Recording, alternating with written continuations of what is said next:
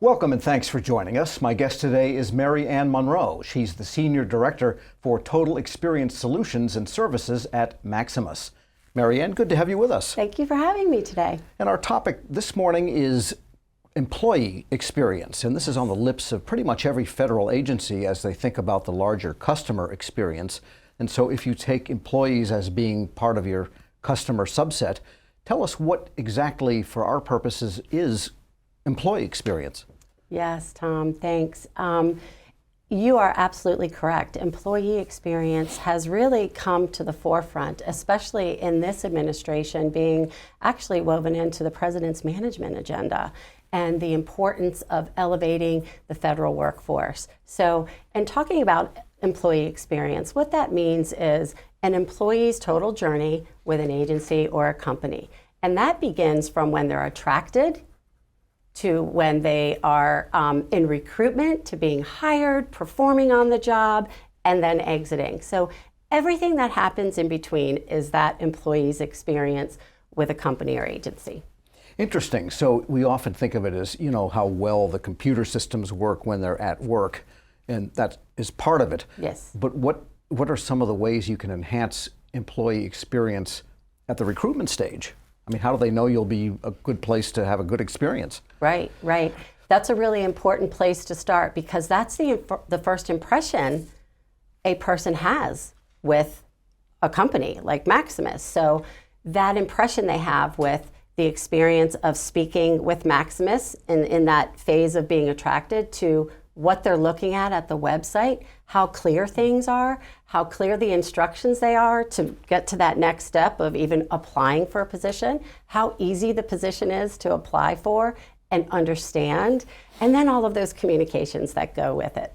And I guess at the application stage is where the rubber really hits the road, because then there's a direct interaction, data entry and this kind of thing where you've got to be sharp.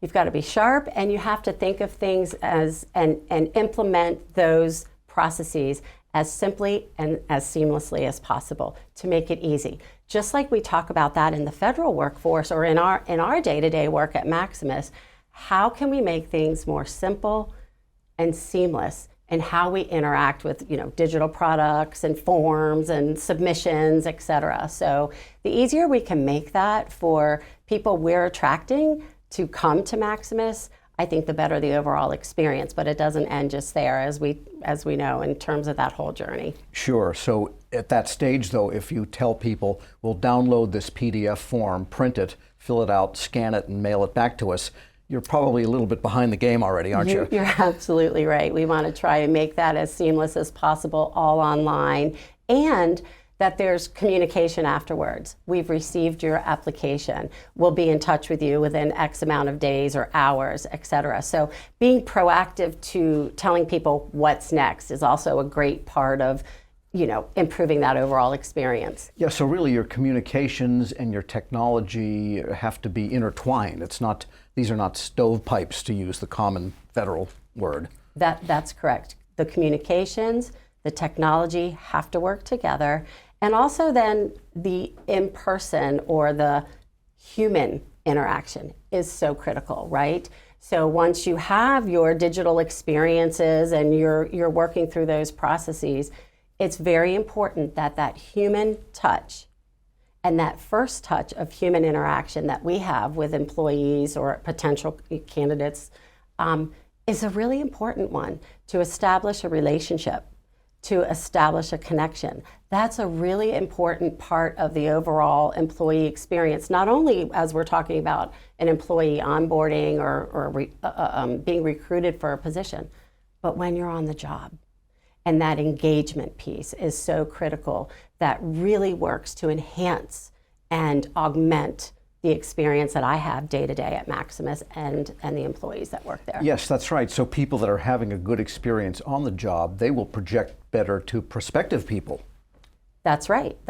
And when we think about employee experience, at the end of the day, it's really important to have employee retention. So those are important goals for us at Maximus. But it's also, we want to be an employer of choice. And how do you become that? A very important component of that is how you implement and execute on employee engagement day in and day out with your employees. And that gets to the question of what is exactly the difference between employee experience and employee engagement. My sense is that the experience leads to the engagement, but you tell me. Well, I think it can go both ways. The engagement is the connection that we have in the workplace and the connection with relationships and mission and values of our company and the mission of the agencies that we serve at Maximus in our federal line of business. So that connection to those relationships and the importance of what we do every day is the engagement piece. And there's many aspects to employee engagement. I think what you were leading to before is that the more successful we are at engaging employees every step of the way as they're performing their jobs, and as we talked about earlier, even before they get to performing and being hired and performing, is how are you engaging day to day and stimulating the interaction and connectedness with every employee. All right, and so engagement then is kind of a philosophy at it. What can you do system-wise, or what do you do to make sure the engagement is there because the experience is fulfilling and the technology and the systems don't get in the way of doing the work, but sort of open the door to the work transparently? Right. So we do a lot of different things at Maximus. I think one of the areas we've been really successful and proud of is our employee resource groups that we have. We have a variety of groups that anybody can join that really help to stimulate professional development, connections, networking, professional growth. For example, we have Women in Leadership, we have Black Alliance, we have a Veterans group, we have a PRISM group, lots more and more planned as we move along in our own maturity at developing our practices and our strategies around diversity, equity, and inclusion at Maximus. So our employee resource groups are a big part of what we do. But beyond that also is the engagement that happens within our divisions, within our teams, just as important. So we do things like an annual employee engagement survey, much like feds do with the FEVS, the Employee Viewpoint Survey. That's an annual thing. And it's very important that we look at the data and the trends that we are understanding from our employees through that, but also that we take that data and we do something with it, that we craft our strategies and our priorities. For example, one of the areas where there was a lot of feedback from employees at Maximus was around our benefits and the need to have more options and more affordable options to meet a variety of people's needs across the company. So our leadership took that to heart, made that a priority, and made or implemented more benefit packages for our employees in this past employee benefit lifecycle and applying. So I think it's taking a look at that data and really paying attention to it and prioritizing what those leadership efforts are going to be systemically across the company, but then how are we taking that down to the division level and the team level? So we have division goals, we have team goals, and they're around employee engagement.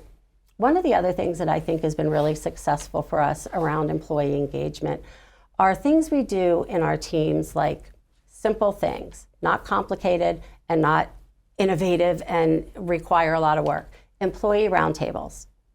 And bringing employees together very regularly, twice a month, where we have roundtables on different topics so that we can really understand from our employees who are performing the work, who are on the front lines, what's happening.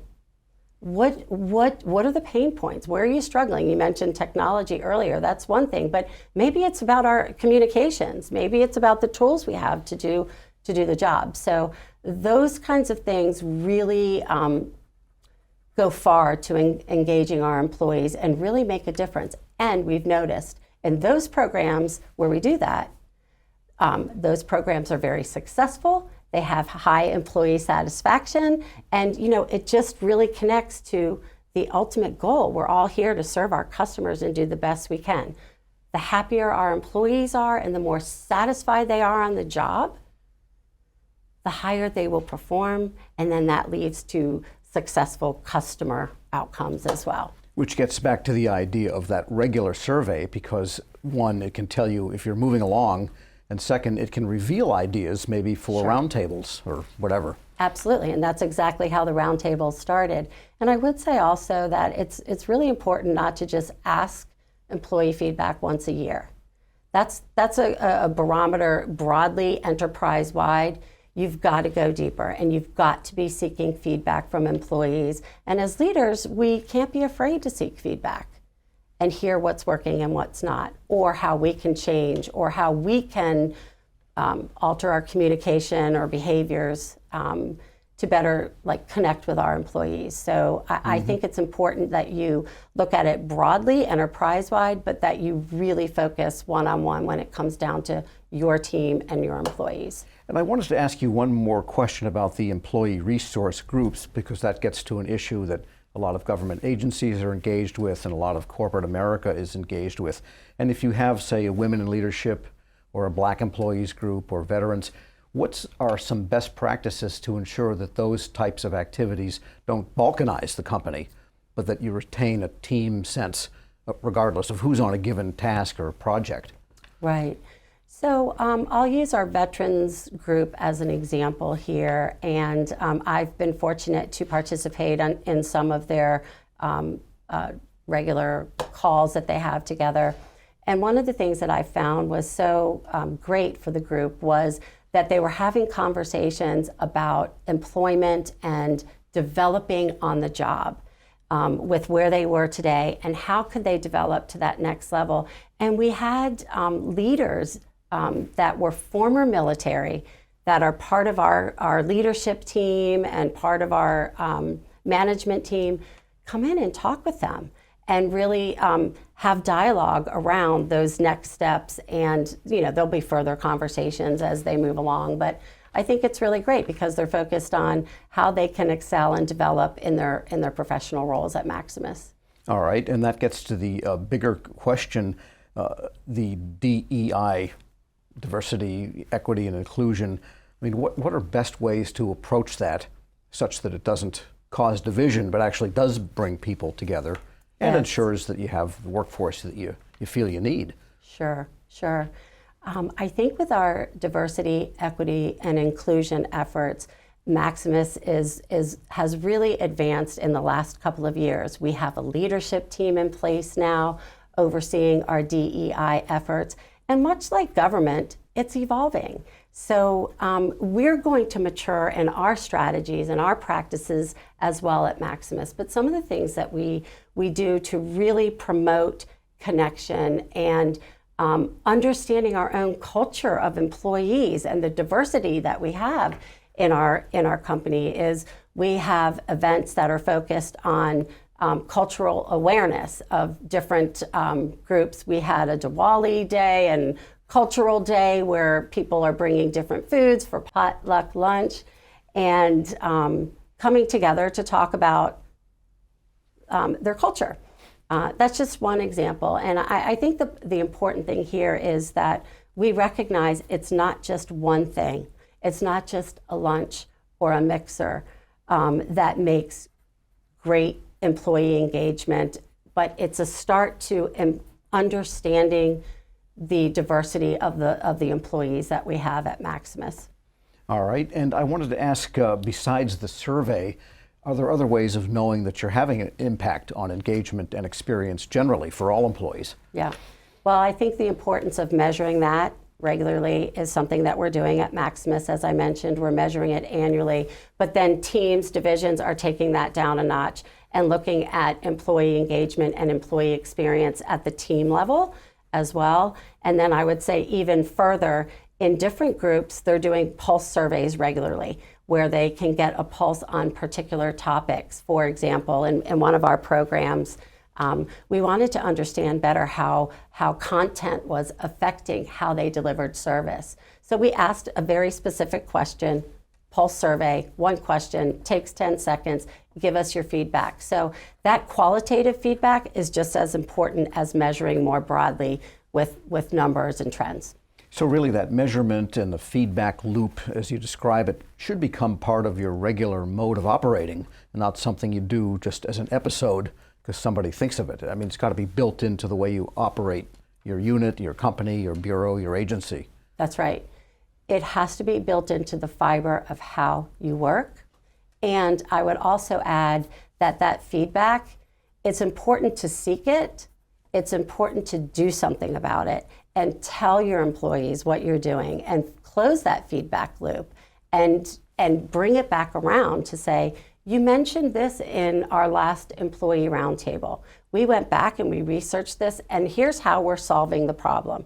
We, for the example around the content that I shared with you, we took that information, we took it back to our agency partner, and we're making changes to make it better and easier for our employees to use the tools to serve the people.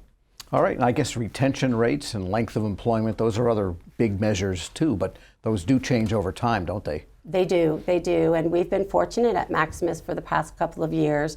Our focus is really on employee retention as well as other measures, as I mentioned before, that our employee retention scores are improving, and that's really important, as well as being an employer of choice. Having that brand reputation where we're all brand ambassadors to say this is a great place to work, and making those recommendations and referrals for other people and talent to come into Maximus is really important to us as well. Right, and when you do build that reputation and establish it, it's really important that everybody lives up to it, because It only takes one bad interaction, for someone to say, well, that was my experience.